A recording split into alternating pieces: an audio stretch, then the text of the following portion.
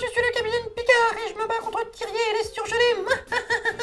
Non, non, c'est nul. Tu vas te prendre une fatwa par les trickies là.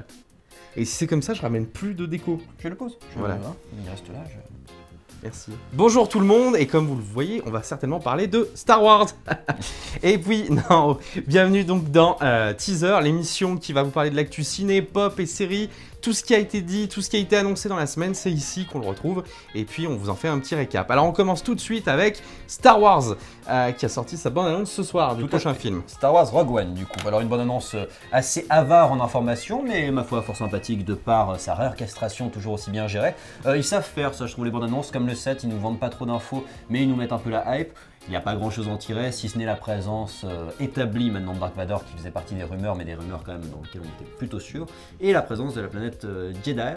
Voilà, Jedi qui ressemble beaucoup un petit peu à ce qui avait été fait dans l'univers étendu, malgré que Disney dit qu'il ne faut pas s'y rattacher, avec la jeunesse des Jedi, avec la planète Typhon et Bogan, hein, de souvenirs, et notamment avec les premiers Jedi qui sont appelés aussi Leia.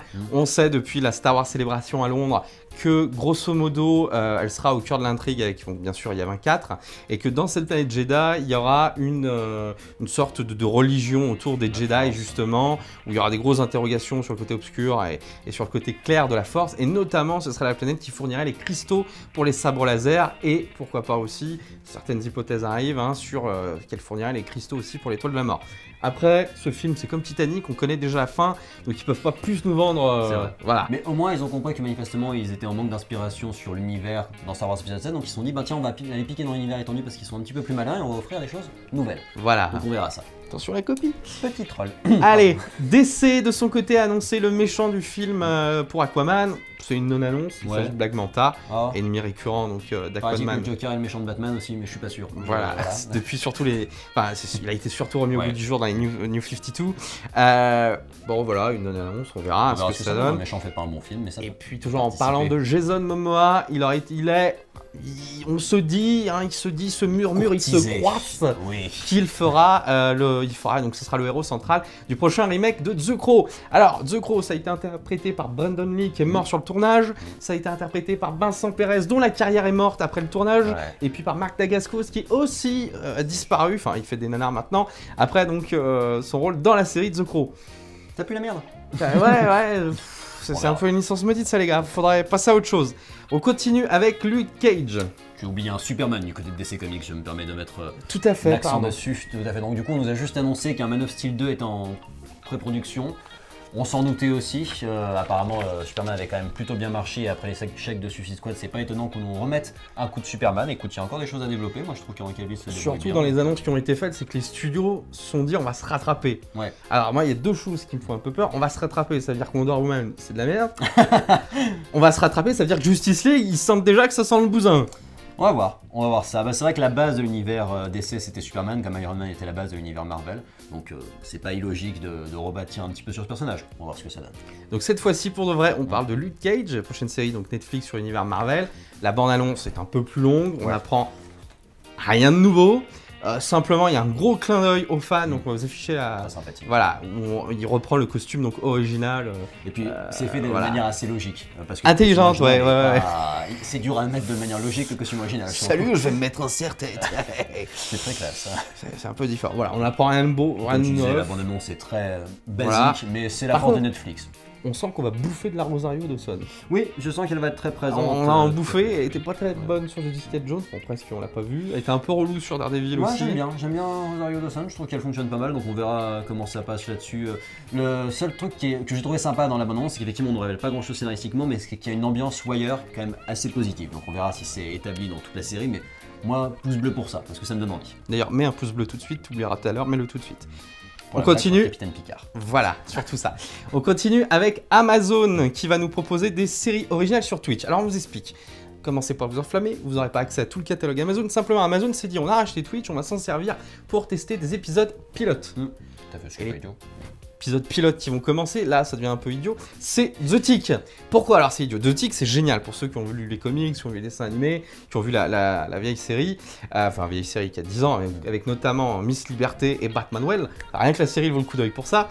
Je ne dis rien à ce qu'il dit. voilà. Continue. Commencer par un truc qui ressemble un peu, allez, on va prendre pas de pincettes, mais qui ressemble un peu à Deadpool. Enfin voilà, il est pas tout seul dans sa tête The Tick. Il est dans un monde de super-héros, mais vachement parodique, où il faut avoir sa carte normale. Commencer par une série comme ça, en plus, qui a l'air d'être moins bien traitée que l'ancienne série, qui partait sur ce prisme totalement kitsch. J'ai vu le costume qui est pas bon, quoi. Le costume du nouveau est pas beau par rapport à l'ancien. Commencer par une série comme ça, pour un pilote, sur des gens qui connaissent pas forcément The Tick, c'est risqué. Enfin, c'est un truc, j'ai l'impression qu'ils ont envie de dire tiens, on va la couler tout de suite la série. C'est possible, la plateforme peut s'y prêter aussi, parce que c'est pas forcément les pères de famille qui regardent The Twitch. Ouais, Donc, Twitch, pardon, pas ça, The je vais y Tick. arriver. Ça en plus, c'est une perte. Bref, ouais, à voir. Voilà, bon, The Tick en tout cas, on attend aussi le retour, on vous en parlera bientôt, hein, ça sort à la fin du mois. Et moi j'aime beaucoup déjà l'univers de The Tick, donc on reviendra. C'est pas mal, c'est pas mal. Batman Well vaut le coup. Alors on y go. Ensuite, on va parler d'X-Files, donc reboot, 11e saison. Ouais, alors, ça stat. ils savent pas trop ce qu'ils veulent faire. La dernière saison d'X-Files était assez décevante dans le sens où il y avait des trucs sympas, mais que les 6 épisodes étaient quand même mal reliés entre eux. On avait des épisodes très HS au milieu qui avaient rien à voir avec l'histoire principale, qui étaient, ma foi, sympathiques. Moi, je pense que X-Files peut fonctionner. Il faut continuer de partir sur Scully et Mulder parce que c'est la base de X-Files. Mais il faut qu'ils se décident. Il y a un moment, il faut qu'ils se décident de ce qu'ils font, ils fassent une vraie série qui est vraiment liée. La fin de la dernière saison était en plus outrageuse, tellement c'était à que de poisson. Ah, qu'est-ce qui va se passer après? Donc oui, la suite de toute façon est dans les cartons depuis toujours. On va voir s'ils se décident enfin à lancer. En tout cas, les rumeurs vont bon train et a priori, oui, quand même. Bon, on va continuer tout de suite. On parlera de Star Trek tout à l'heure. Enfin, on va continuer tout de suite avec Arrival. Amy Adams, non content de rouler des patins à Superman, maintenant parle l'extraterrestre dans ce nouveau teaser. J'espère qu'elle sera moins inutile que dans Batman vs Superman, mais pourquoi pas. On verra aussi un film qui a un thème du premier contact, c'est très intéressant. On avait eu contact avec Jodie Foster. On avait eu, alors moi aussi au début quand j'ai vu le titre, j'ai vu que c'était le film de Charlie Sheen qui était rebooté. Je faisais quoi? En fait, c'est The Arrival, le film de Charlie Sheen, qui est très bon aussi sur cette histoire d'invasion extraterrestre.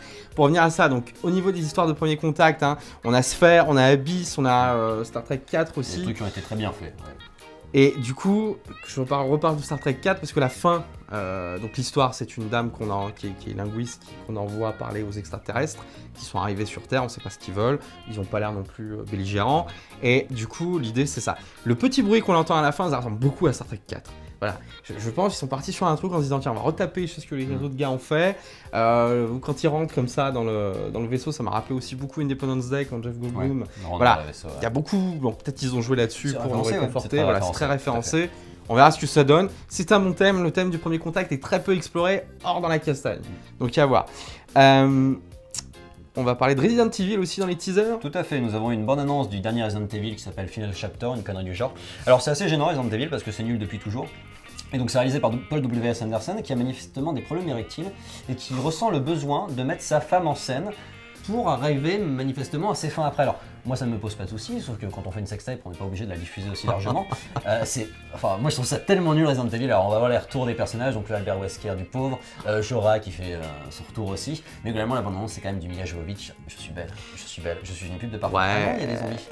Et puis elle finit pas de s'enfoncer la pauvre là-dessus, et puis bon, son mari est quand même connu pour défoncer les jeux vidéo en ça, film. Et puis de toute façon, elle ne tourne que dans les films de son mari, donc c'est la preuve quand même d'une talent d'actrice assez incroyable. Enfin, bon. Ça craint un petit peu. Allez, on continue. Je continue. Allez, vas-y. On est sur les femmes, du coup nous avons aussi Ocean 8 qui dans les cartons, donc qui serait la reprise féminine d'Ocean 11, cette fois-ci avec des demoiselles.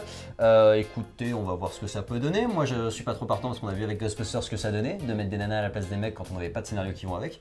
Mais alors, vous pouvez revoir les chroniques sur Ghostbusters, hein, on va vous mettre les liens pour aller revoir. On dit pas ça parce que c'est des filles, on dit ça parce que voilà, le film est mauvais, parce que c'est la seule nouveauté en fait du truc. Voilà, c'est la seule chose qui était intéressante, c'est qu'ils fassent un casting de femmes et puis du coup, bah en fait, ils s'en servent même pas, quoi. Donc c'est tristounet. Contrairement à un Star Wars par exemple qui a remplacé le héros Jedi par une nana qui est super, qui fonctionne très bien. Moi j'ai pas trop aimé Star Wars 7, il n'empêche que Daisy Ridley est fantastique. Donc ça peut très bien marcher lorsqu'on le fait bien. On parlait des femmes, j'enchaîne sur Ghostbusters et puis je te laisserai finir sur Star Trek.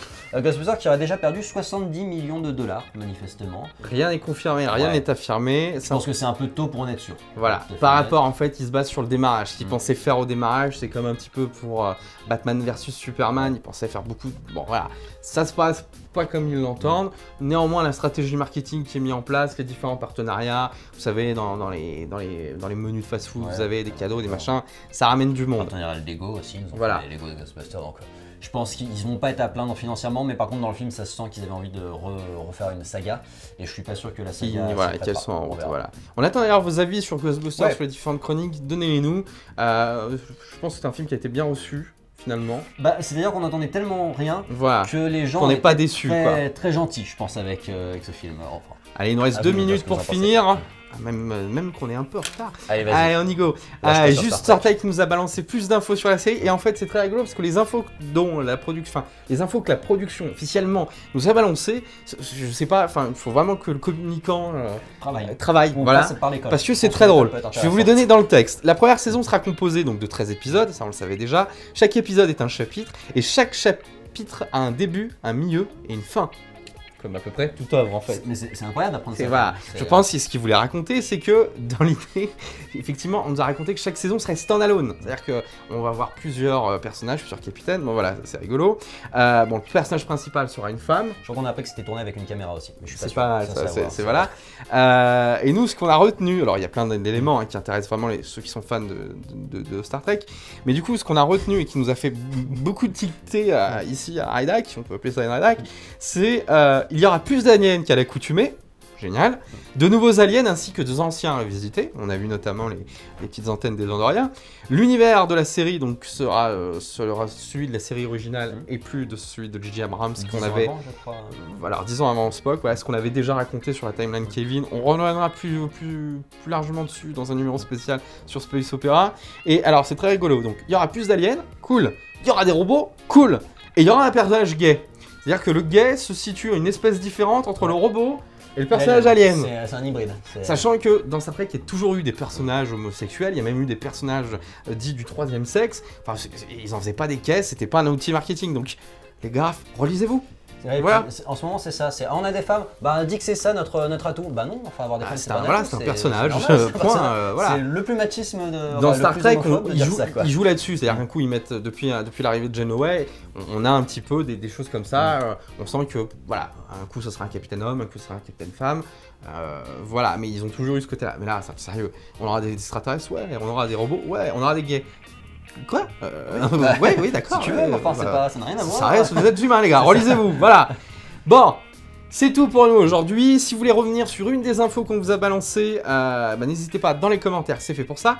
On voulait vous remercier, nous sommes 900 abonnés. Ouais. C'est-à-dire que la semaine dernière, on galérait à faire une vidéo pour les 500 abonnés. Et vous avez fait les petits filous, on est déjà 900. Merci beaucoup, continuez à nous suivre, ça nous fait très plaisir, continuez à être actifs dans les commentaires aussi, ça nous donne envie de faire d'autres productions. Voilà, qu'est-ce qu'il me reste à dire? Abonnez-vous et rejoignez-nous sur les réseaux sociaux. Facebook, votre soutien et notre première voilà, pub. Convertissez, c'est ça. Voilà. Nous sommes une grande secte convertie. Et puis n'hésitez pas à lâcher un petit pouce bleu si l'émission vous a plu. Voilà, c'est tout pour nous aujourd'hui. On se retrouve la semaine prochaine pour un prochain teaser. Et il y aura certainement aussi un débat entre Ven et Mo sur Ghostbusters. Allez les gens, ciao!